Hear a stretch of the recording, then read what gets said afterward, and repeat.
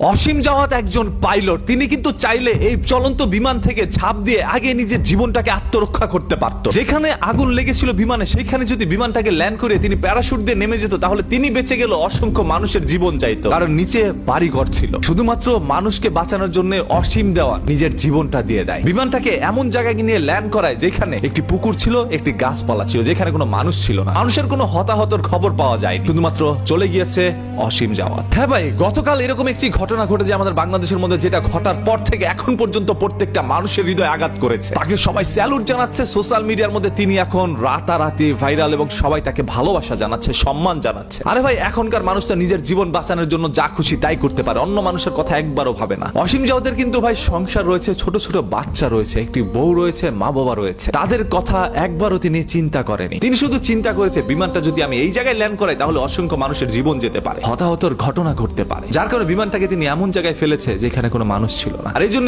অসীম Zawad parachute থেকে land করার পরেও নিজের জীবনটা নিজে আর রক্ষা করতে পারেনি, কারণ তিনি প্যারাশুট দিয়ে ল্যান্ড করতে একটু দেরি করে ফেলেছে। আসলে এই লোকটাকে দেখার পর থেকে না, ভিতর থেকে কেমন যেন একটা সম্মান চলে আসে ভাই, ভালো লাগা চলে আসে যে এরকম লোক আমাদের বাংলাদেশে অসংখ্য জায়গায় প্রয়োজন, যারা নিজের জীবন দিতে পারে অন্য মানুষের জন্য। তবে হ্যাঁ, তিনি চাইলে নিজের জীবনটা নিজে রক্ষা করতে পারত। এখন পর্যন্ত আমার বোধগম্য নয় তিনি কেন তার জীবনটা এইভাবে বিলিয়ে দিলেন। এবং একটি চলন্ত বিমান যেখানে তিনি প্রশিক্ষণ নিচ্ছিলেন, সেই বিমানটা হঠাৎ করে কেন আগুন লেগে গেলেন, কি এমন হয়েছিল বিমানের মধ্যে, সেটাও তদন্ত করা হচ্ছে। তদন্ত সাপেক্ষে আপনারা সবকিছু পরবর্তীতে জানতে পারবেন। যে লোকটি সারাটা জীবন হেলিকপ্টার বিমান চালিয়েছে, সেই লোকটি নিথর দেহটা সেই হেলিকপ্টারে করে তার গ্রামের বাসায় নিয়ে গিয়েছে। যেন বিমান থেকে হেলিকপ্টার পর্যন্তই তার জীবনটা সীমাবদ্ধ ছিল, শুরু থেকে শেষ তার ওই উড়ন্ত অবস্থায় হয়েছে। আজকে মাটির নিচে চলে যাওয়ার পরে অসীম জাওয়াতকে সবাই চিনেছে এবং সবাই সম্মাননা দিচ্ছে, তবে বেঁচে থাকতে কেউ কিন্তু তাদেরকে চিনতে পারে না। এরকম অসংখ্য মানুষ আছে যারা মানুষের জন্য, দেশের জন্য নিজের জীবনটা দিয়ে থাকে। সেই সকল মানুষগুলোকে আমরা সঠিকভাবে সম্মান করতে জানি। আজকে তার পরিবারকে হয়তো আমাদের সরকার সবকিছু দেখভাল করবে, কোনো দিক দিয়ে কমতি রাখবে না। তবে কমতি তো একটি থাকবে, যেটা কোটি লক্ষ টাকা দিয়েও কেনা যাবে না, সেটা হচ্ছে অসীম জাওয়াতের জীবন। হয়তো তার পরিবার, তার সংসার, তার সন্তান কখনো হার তাকে খুঁজে পাবে না। আমাদের বাংলাদেশে এরকম অসংখ্য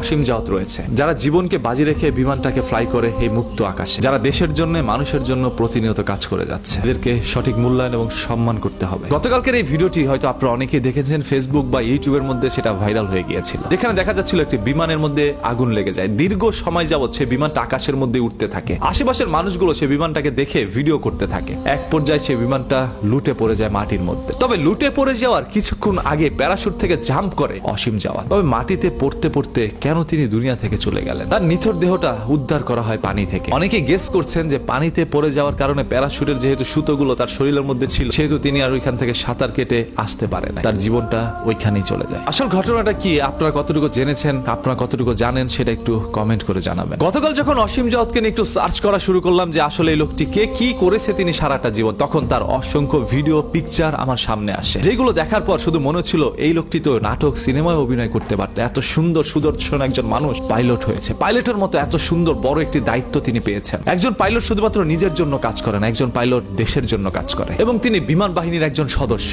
যার কারণে তিনি কিন্তু ট্রেনিং করছিল। এই ট্রেনিং এর বিমান দিয়ে তিনি শিখছিল কিভাবে দেশকে রক্ষা করতে হয় শত্রুদের কবল থেকে। আর এরকমই একটি সময় তিনি হঠাৎ করে মাটিতে পড়ে যায়, তার জীবনটা চলে যায়। এখন আমরা তাকে নিয়ে যতই ভালো কথা বলি, যত যাই বলি না কেন, সেটা তার জন্য কম হয়ে যাবে। আমরা শুধু তার জন্য এটা করতে পারি, আল্লাহ তাআলার কাছে দোয়া করুন যাতে করে মহান আল্লাহ তাআলা তাকে জান্নাত দান করে। এই লোকটি দেশের জন্য শহীদ হয়েছে, একজন শহীদ অবশ্যই জান্নাতবাসী হতে পারে। আমাদের সবার এখন দোয়া করা ছাড়া আর কিচ্ছু করার নাই। দোয়া করুন আপনার নিজের জন্য, যাতে করে আপনি ওইভাবে একদিন দেশের জন্য শহীদ হতে পারেন। শহীদি মৃত্যু কয়জনের কপালে জোটে? অসীম জাওয়াত ভাই শহীদি মৃত্যু পেয়েছে, আলহামদুলিল্লাহ। পরকালেও যেন তিনি শহীদি মর্যাদায় থাকে। এই দোয়ার ভালোবাসা রেখে আজকের মতো এখানে বিদায়।